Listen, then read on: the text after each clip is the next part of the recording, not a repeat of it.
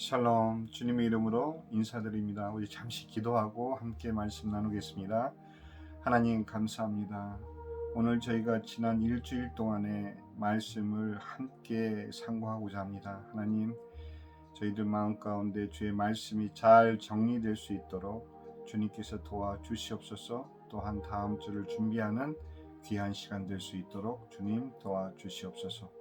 감사드리오며 우리 주 예수님 이름으로 기도하옵나이다. 아멘. 오늘은 우리가 지난주에 요한복음 여행을 돌아보며 간추려서 다시 한번 우리 말씀을 생각해 보겠습니다. 요한복음은 시기적으로도 그렇지만 가장 마지막으로 쓰여진 성경이면서 이것은 모든 성경 메시지의 결론으로 예수님께서 바로 하나님이심을 선포하는 복음서입니다. 그것도 예수님께서 직접 당신이 하나님이심을 선포하는 자기 증명, I am 이라는 자기 증명이 바로 담겨져 있는 아주 귀한 복음서입니다. 여기에 자기 증명을 뒷받침하기 위한 또한 7가지 표적이 함께 기록되어 있습니다. 이처럼 예수님이 하나님이심을 선포하기 위한 목적으로만 이 요한복음은 쓰여져 있기 때문에 우리들에게는 가장 중요한 복음서가 아닐 수 없습니다.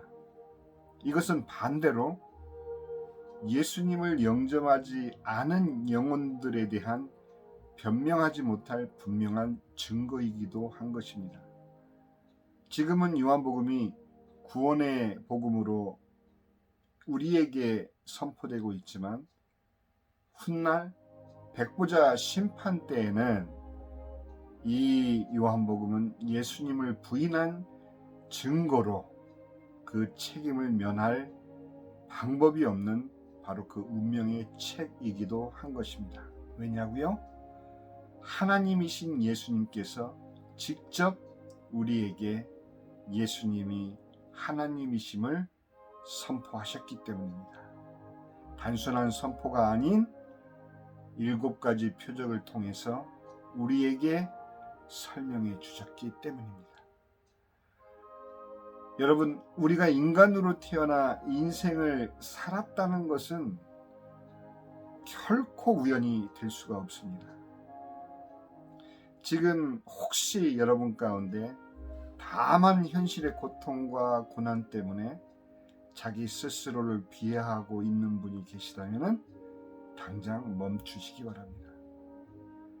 여러분이 있는 현실이 그 어떤 상황과 그 어떤 현실 속이라 할지라도 여러분의 존재는 하나님에 의한 결정이지 결코 어쩌다 생겨버린 우연의 산물이 아니기 때문입니다. 요한복음은 여러분의 태초 이전부터의 시작을 밝혀주고 있는 책입니다.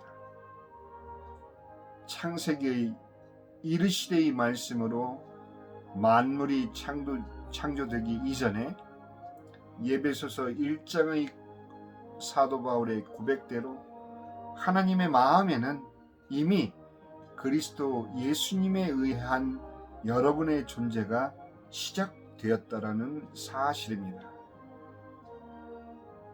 하나님께서는 예수 그리스도를 통하여 여러분의 존재를 이미 만물을 창조하시기 이전인 창세 전에 그 마음에 품으셨다는 사실입니다. 그런 여러분들이 여러분의 생일날 이 땅에 짜잔 하고 출생한 것입니다. 그러니 여러분은 단순한 존재가 아닌 것이죠. 그러나 이 말씀은 여러분이 예수님을 영접하지 않을 때는 그 창세 전의 여러분의 존재는 하나님 마음을 거부한 영원한 책임을 피하지 못하게 됩니다. 여러분이 예수님과 전혀 상관없이 여러분의 한 인생을 잘 살 수 있습니다. 그러나 요한복음은 그에 대한 판결을 분명히 말해주고 있습니다.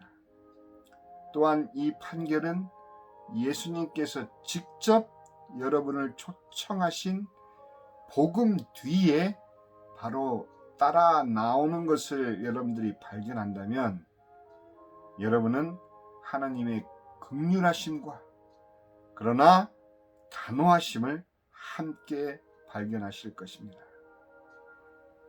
요한복음 3장 16절과 17절은 여러분들을 복음으로 초청하고 있습니다. 하나님이 세상을 이처럼 사랑하사 독생자를 주셨으니 이는 그를 믿는 자마다 멸망치 않고 영생을 얻게 하려 하심이라.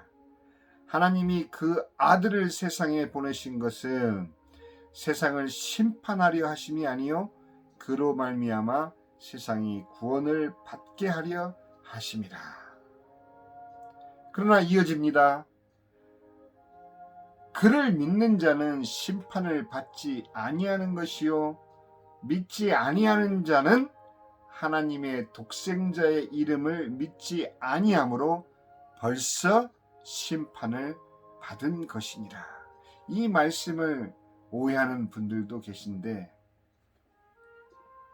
아무 일도 일어나지 않은데 심판을 받은 것이다 하는 이 말씀을 여러분들 오해하시면 안 됩니다. 그 심판은 여러분들을 이미 창세 이전에 하나님 마음 가운데 품으셨던 하나님께서 예수님을 하나님으로 영접하지 않은 영혼에 대한 심판은 바로 영원하기 때문입니다. 그 심판은 여러분들을 창세전에 품으신 만큼 그 심판은 엄격할 것이며 그 심판은 영원할 것이기 때문입니다. 그래서 여기서 말씀하시는 하나님의 독생자의 이름을 믿지 아니함으로 벌써 심판을 받은 것이라. 여러분을 창세 이전에 그 마음에 품으셨던 하나님이 그 사랑을 외면당하셨을 때 그 순간 그 사랑은 바로 심판으로 바뀌고 만다는 사실입니다. 그 원인의 제공은 여러분이며 그 결과 또한 여러분이 감당을 하셔야 되는 겁니다. 예수님을 하나님의 아들로 영접하지 않은 심판은 간단하지 않습니다. 여러분의 시작이 창세 이전부터인 것처럼 여러분의 심판은 영원 그 자체로 이어질 것이기 때문입니다. 자, 계속됩니다. 3장 19절. 그 정죄는 이것이니 곧 빛이 세상에 왔으되 예수님이 세상에 오셨으되 사람들이 자기 행위가 악함으로 빛보다 어두움을 더 사랑한 것이니라. 악을 행하는 자는 빛으로 나올 수가 없습니다. 악을 행하는 자마다 빛을 미워한다고 3장 20절은 말하고 있기 때문에 예수님이 이 땅에 오셨음에도 이 땅에 참빛이 되신 예수님께서 비치시는데도 사람들이 그 빛으로 나오지 못한 이유는 본인들이 이미 악을 행하는 삶 가운데 젖어들어 있기 때문입니다. 그 삶을 거부하고 싶지 않은 것 때문입니다. 그 삶이 왜 죄악인지조차도 모르고 예수님께로 나오는 것을 거부한 그 자체가 이미 심판이 되고 마는 것입니다. 요한복음 3장 21절은 진리를 따르는 자는 빛으로 오나니 그 빛으로 나오는 사람들은 바로 예수님 안에서 비로소 자신의 시작이, 자기의 존재의 시작이 창세 이전 하나님의 마음부터였다라는 사실을 사도 바울의 고백처럼 발견하게 될 것입니다. 여러분들, 자 이제 더 중요한 다음 주의 예고편을 조금 말씀드리겠습니다. 이처럼 하나님의 구원 계획은 이미 창세 전부터 예정되었습니다. 하나님께서 말씀하셨습니다. 우리가 우리의 형상대로 우리의 모양을 따라 우리가 사람을 만들자라는 결정은 인간을 창조하시되 인간을 하나님의 형상대로 만드시기 위해서 또한 그에 대한 하나님 스스로의 고통을 삼위 하나님께서 감당해 내셔야 된다라는 비밀이 여기에 숨어 있는 것입니다. 하나님이 단순하게 우리를 창조하시기로 기뻐하심으로 마음에 결정하신 것이 아닙니다. 다른 피조물처럼, 다른 만물처럼 그렇게 말씀으로 창조되었다면 그럴 수 있습니다. 그러나 하나님의 형상으로 만드시는 과정은 말씀으로 뿐만이 아닌 바로 손수 흙으로 사람을 지으시는 그 창조 과정부터 다른 것에서 우리는 발견할 수 있습니다. 하나님은 우리를 존재하게 하기 위해서 존재하는 것뿐만 아니라 그 존재를 마음속에 이미 사랑으로 창조하신 하나님께서 실제 흙으로 우리를 이 땅에 탄생하게 하시는 그 과정을 통해서 여러분 각자를 이 땅에 태어나게 하신 것입니다.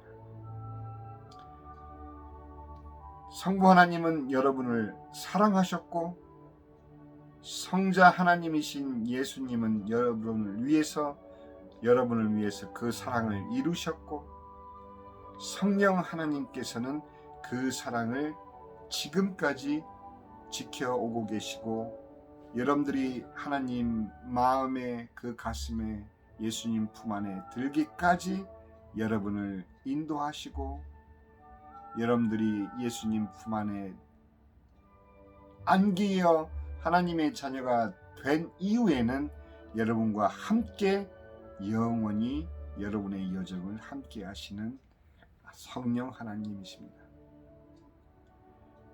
요한복음은 아니 성경은 하나님의 여러분과 저를 향한 영원한 크기의 사랑 이야기인 것입니다.